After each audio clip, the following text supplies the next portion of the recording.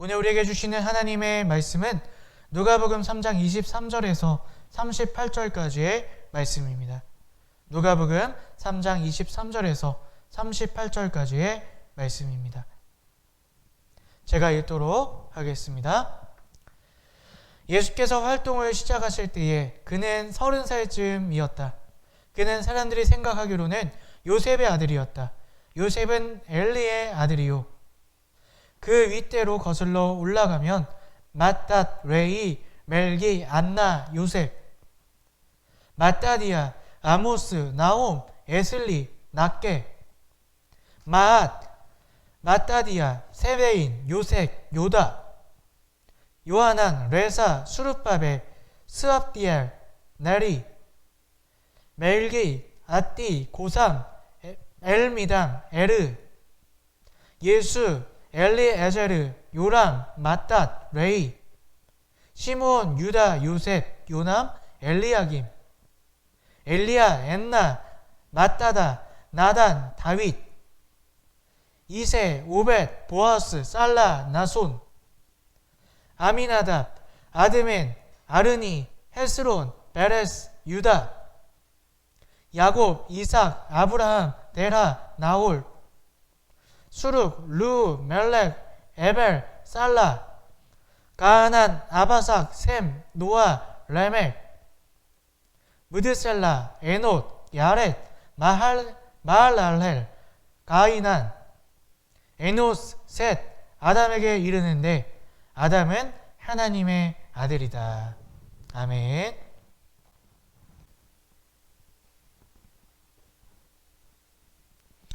오늘 우리 예수님을 사랑하시고 주인 삼으셔서 함께 예배 드리시는 여러분들을 주님의 이름으로 환영하고 축복합니다. 무더운 강추위가 지나가고 한결 포근해진 날씨와 또 코로나 확산이 조금 주춤했던 지난 한 주였습니다. 여러 가지로 어려운 시대를 우리가 살아가지만 모처럼 지난주는 잠시 마음을 놓을 수 있는 한 주가 아니었나 생각해 봅니다. 전도서 기자는 우리에게 이런 이야기를 합니다. 만사의 기한이 있고 때가 있다. 우리에게 그렇게 말씀을 합니다. 길게는 우리 인생에 때가 있고요. 또 짧게는 매 순간순간마다 거기에 해당하는 때가 있다는 것입니다. 우리는 그 때에 맞추어 잘 살아야 할 줄로 믿습니다. 제가 말씀드리는 때에 맞추어 살자는 이 말씀은 상황에 끌려다니자는 이야기가 아닙니다. 상황에 따라 맞게 살자는 이야기가 아니라 상황에 맞추어 우리의 할 일을 정확히 알고 실천해야 된다. 그 말씀을 드리는 것입니다. 우리는 보통 좋은 상황이 펼쳐지면 어떻습니까? 그 상황에 취해서 교만해질 때가 있어요. 그 좋은 상황에 빠져서 하나님을 멀리하고 잃어버릴 때가 있다는 것이죠. 하지만 우리는 좋을 때에 어떻게 해야 됩니까? 감사해야 될 줄로 믿습니다.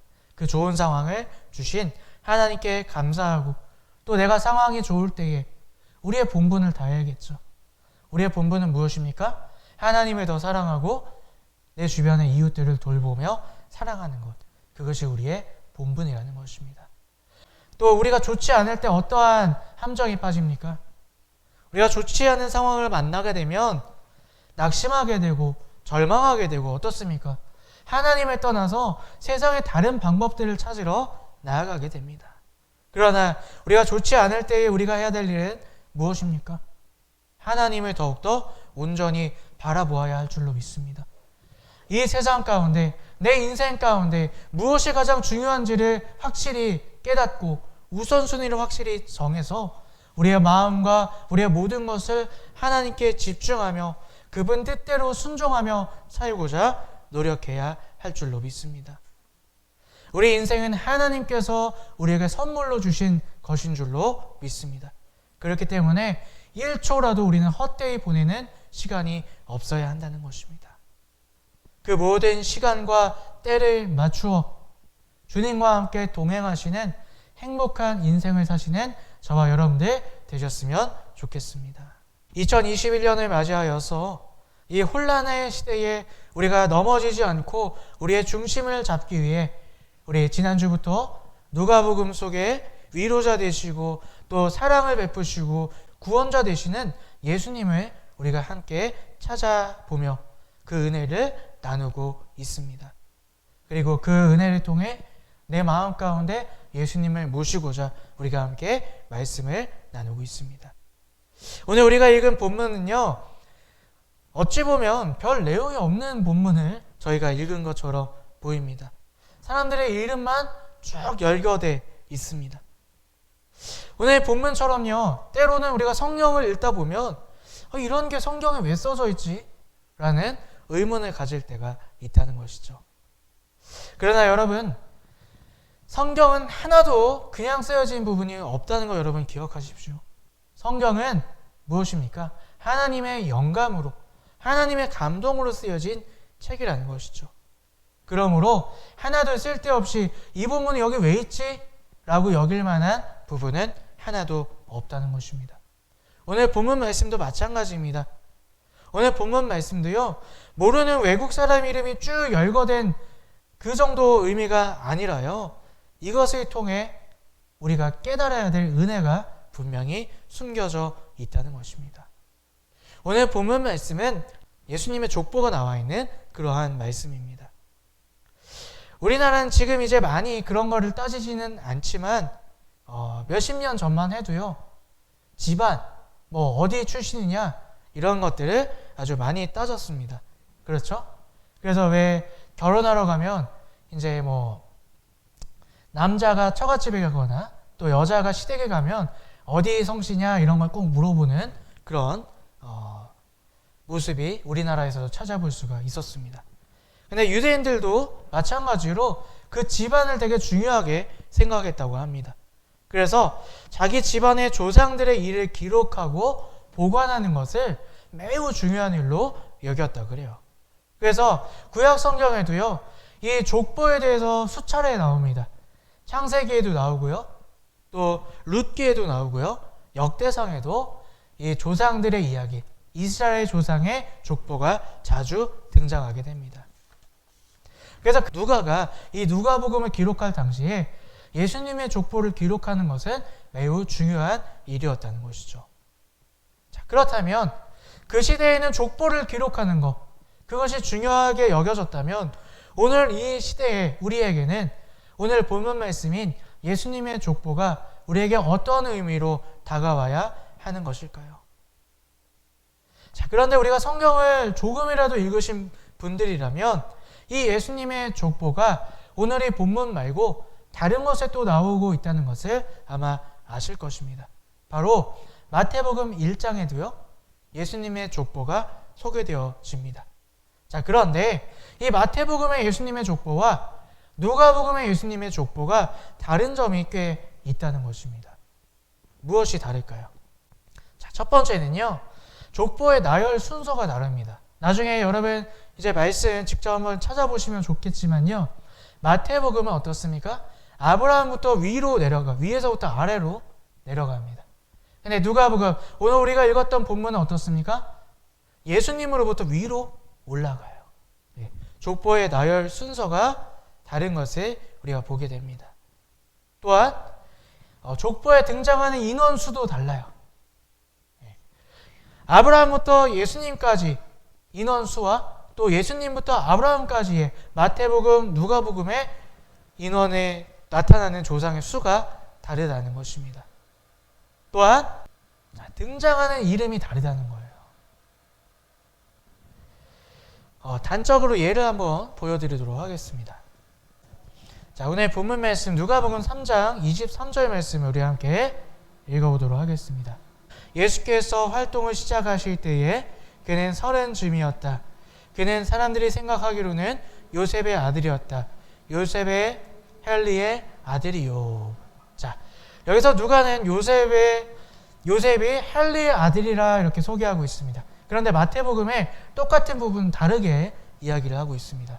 마태복음 1장 15절 16절 말씀 우리 함께 읽어보겠습니다.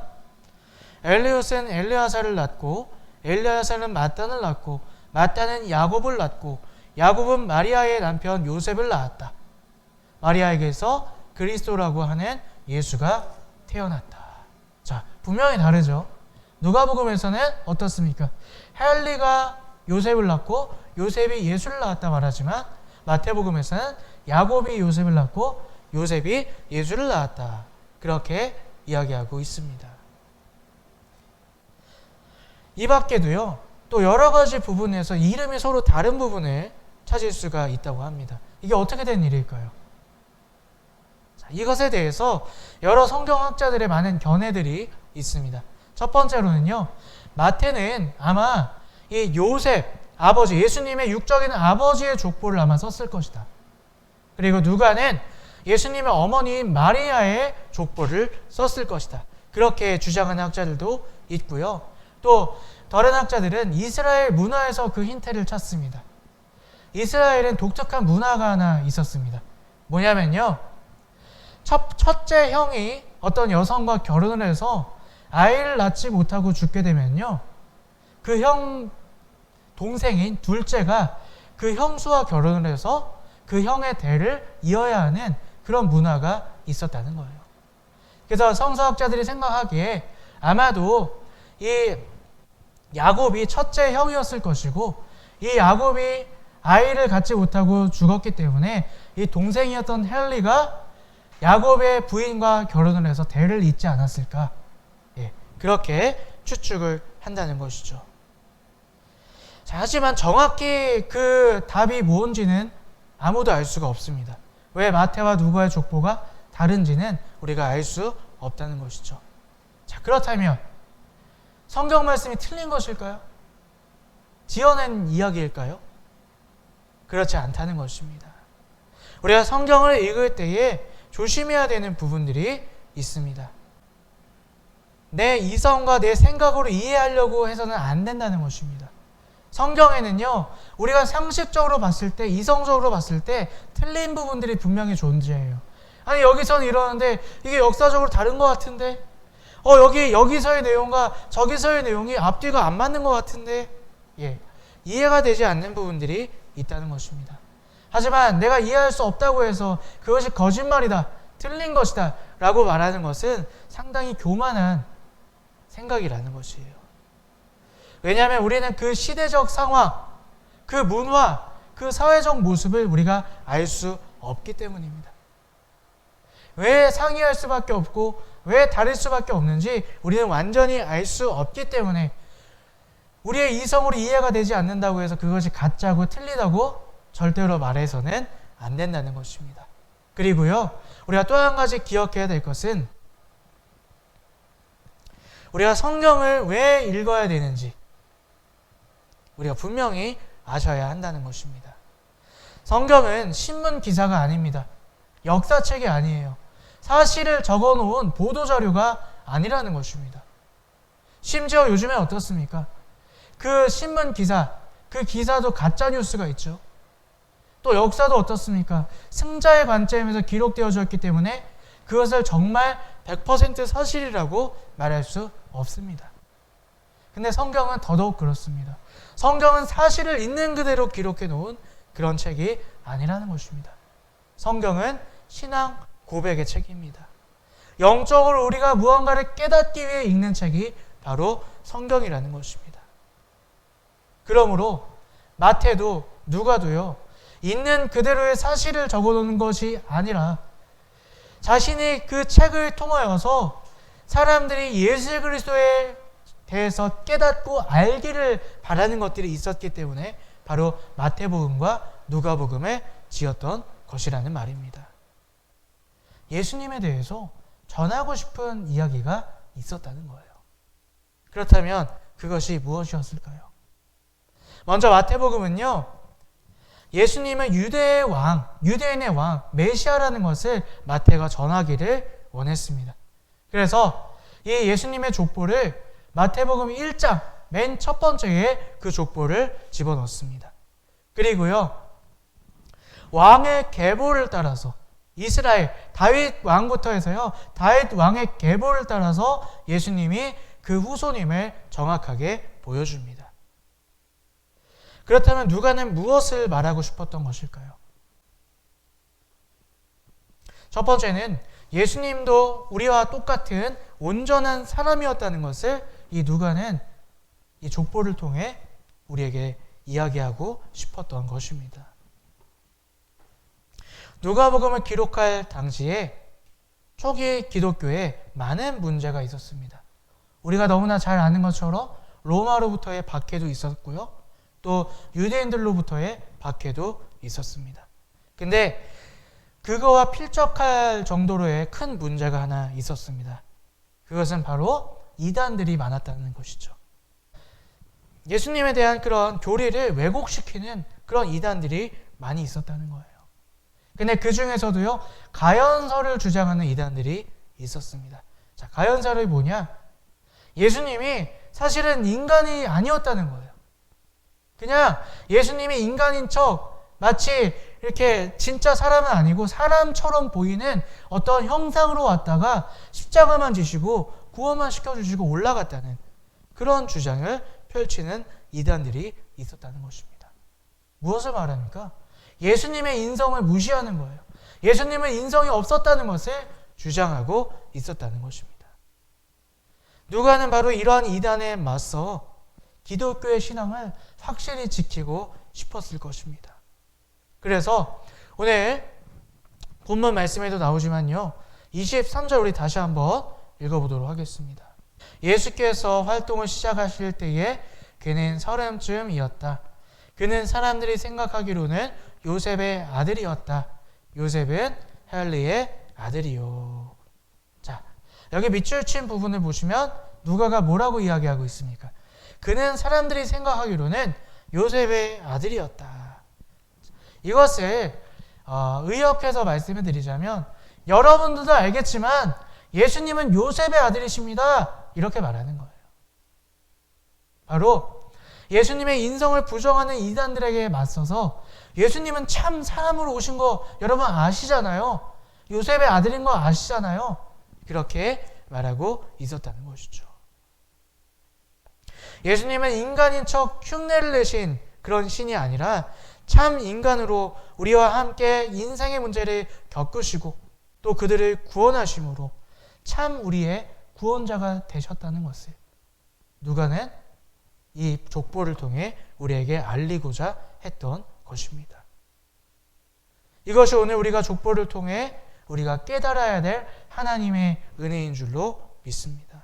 많은 정치인들이 항상 이런 얘기를 하죠. 우리는 국민 여러분들을 위해 일합니다. 우리는 국민 여러분들을 사랑합니다.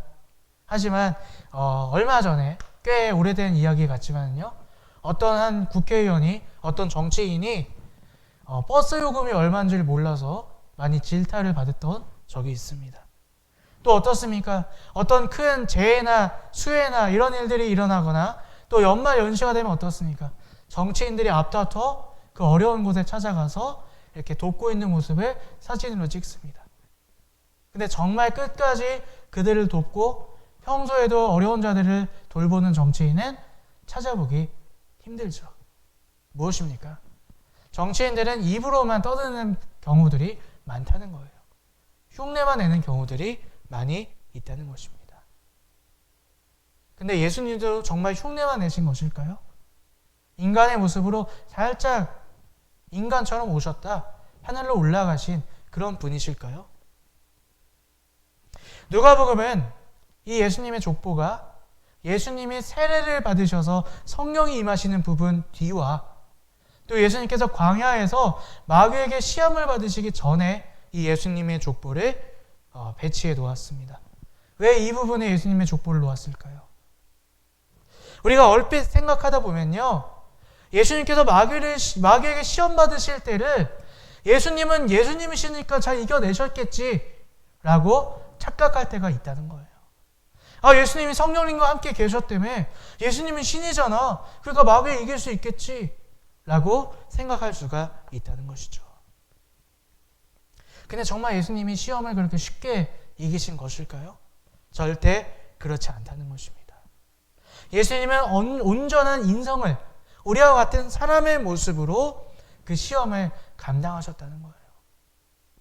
마귀가 돌을 가지고 떡으로 만들어 먹어라 했을 때 예수님은 정말 우리가 느끼는 그 배고픔, 우리는 상상도 할 수 없을 만큼의 40일 동안 드시지 못한 그 배고픔에 시달리고 계셨다는 거예요. 성전에 올라가서 떨어져서 천사가 바치는 걸 보고 네가 하나님을 알려라. 마귀가 그렇게 유혹했을 때 예수님도 진짜 그 유혹에 빠졌다는 거예요. 온 천하를 돌아보며 나한테 절한 범은 이 세상을 줄게. 마귀가 그렇게 시험했을 때 예수님도 진짜 사람이 가지고 있는 욕심과 욕망이 있으셨다는 거예요. 하지만 예수님은 그것을 말씀으로 이겨내셨다는 것입니다. 우리와 똑같은 사람의 모습으로 예수님은 이 땅에 오셔서 사람이 겪을 수 있는 유혹과 어려움을 다 겪으시고 그것을 하나님의 말씀으로 승리하셨다는 것입니다. 예수님은 절대로 우리가 영화에서 보는 슈퍼맨, 배트맨 아니면 어벤져스 이러한 히어로가 아니라는 것입니다. 어려울 때 우리가 부르면 능력만 주시는, 도와만 주시는 그런 해결자로 오시는 분이 아니었다는 것입니다. 여러분 혹시 우리가 그렇게 단편적으로 예수님을 알고 있다면 그 생각에서 벗어나시는 저와 여러분들이 되셨으면 좋겠습니다. 왜냐하면 우리가 그냥 예수님을 신으로만 생각한다면 예수님과 더 깊은 관계로 들어갈 수 있는 그 길을 막고 있는 것이기 때문입니다. 예수님은 나를 이해해 주시는 분이십니다. 왜요? 인간으로 이 모든 것을 함께 겪으시고 또 그 가운데서 우리를 구원해 주실 수 있는 승리를 가지신 분이기 때문이라는 것입니다. 예수님은 우리와 같으셨어요. 같은 인간으로 오셨어요. 그래서 오늘 우리가 겪고 있는 모든 문제를 함께 겪으신 분이시라는 것입니다. 그래서 그 누구보다 우리를 이해하시고 우리를 위로하실 수 있는 그러한 분이시라는 것입니다. 오늘 내 아내보다, 내 남편보다, 내 자녀보다, 내 친구보다 나를 더 이해하시는 분이세요. 내 마음을 잘 아시고 공감하실 수 있는 분, 그분이 바로 우리 주 예수 그리스도이시라는 것입니다. 여러분, 그래서 우리가 그 예수님의 오늘 나를 이해하신다, 오늘 내가 겪는 고민, 아픔, 상처를 똑같이 겪으셨음을 믿으며 나아갈 때 우리는 진짜 구원을 맛보게 되는 것입니다. 왜요?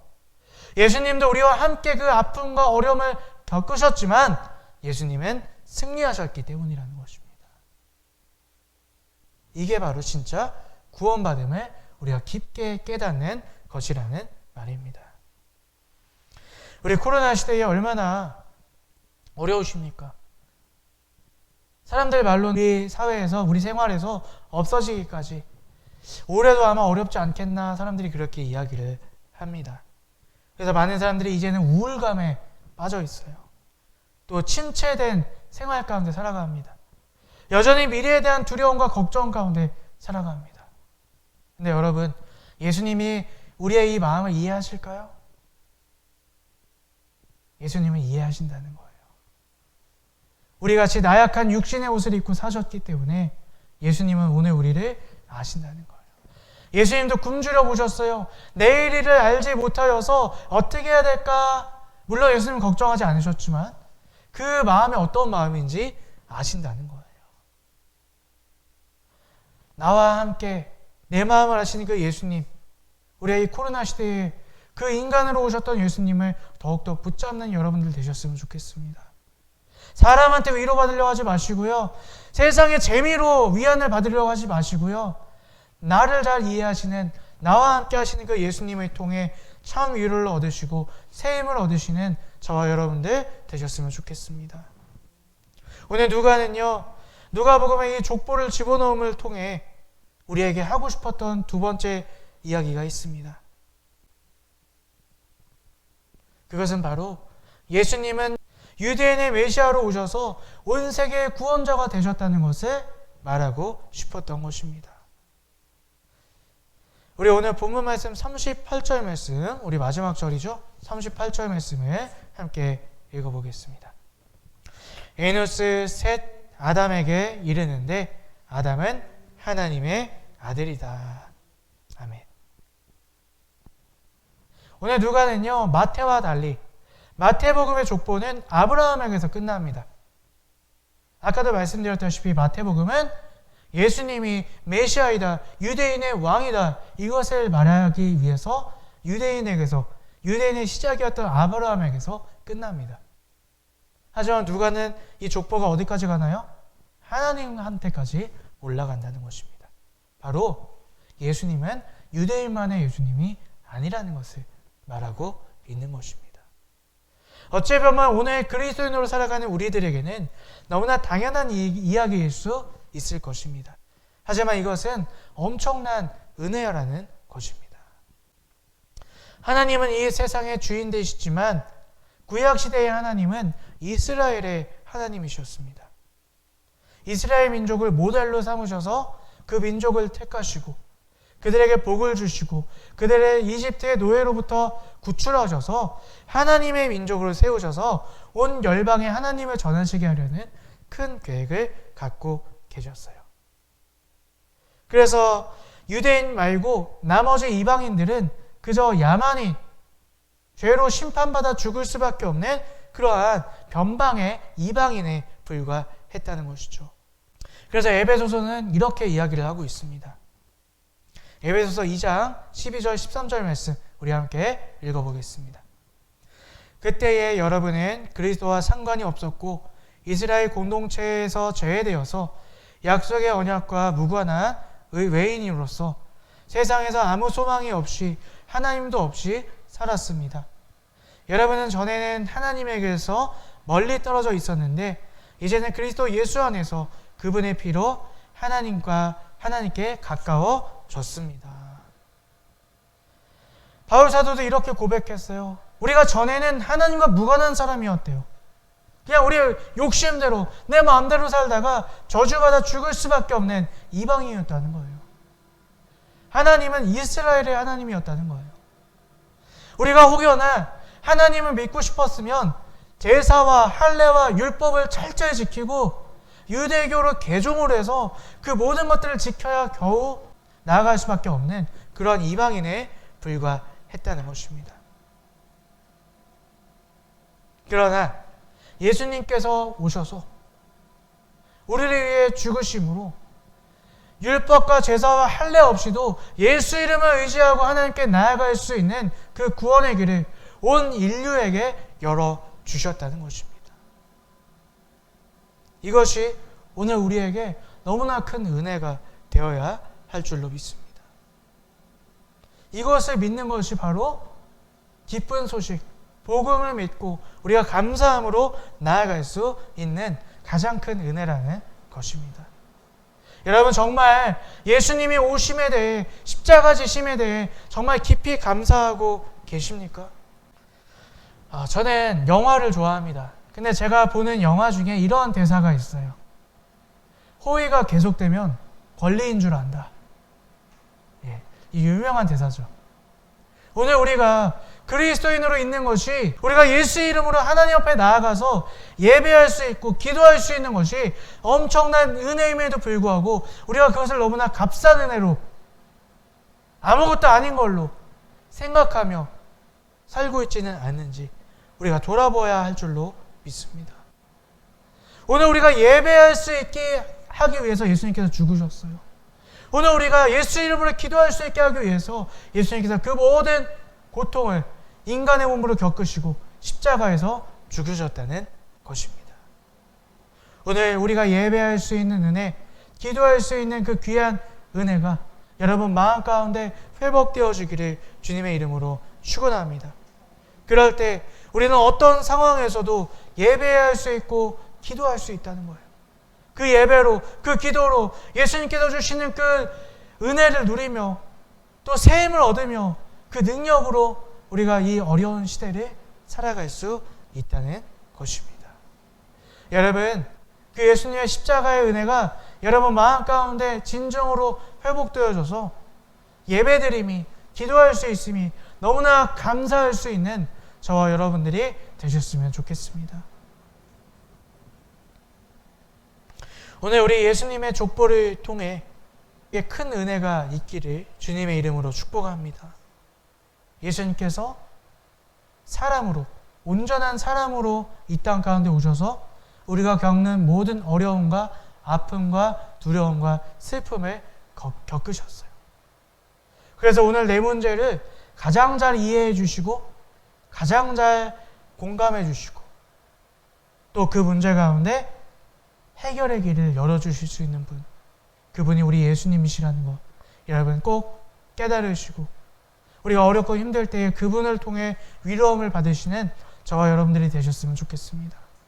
또한 예수님께서 이 땅에 오심으로 또 이 땅에 오셔서 우리의 죄를 감당하시고 십자가에서 죽으심으로 우리는 하나님께 나아갈 수 있고 하나님께 예배할 수 있고 기도할 수 있는 그런 특권을 얻게 되었다는 것.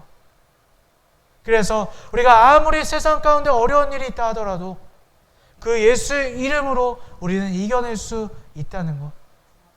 그 은혜를 깊이 깨달으시고 이 어려운 시대에 사람으로 오신 예수님 또 구원자가 되신 그 예수님을 붙잡고 그분이 주시는 은혜와 능력으로 하루하루를 살아가시는 저와 여러분들 되시기를 주님의 이름으로 축복합니다. 아멘.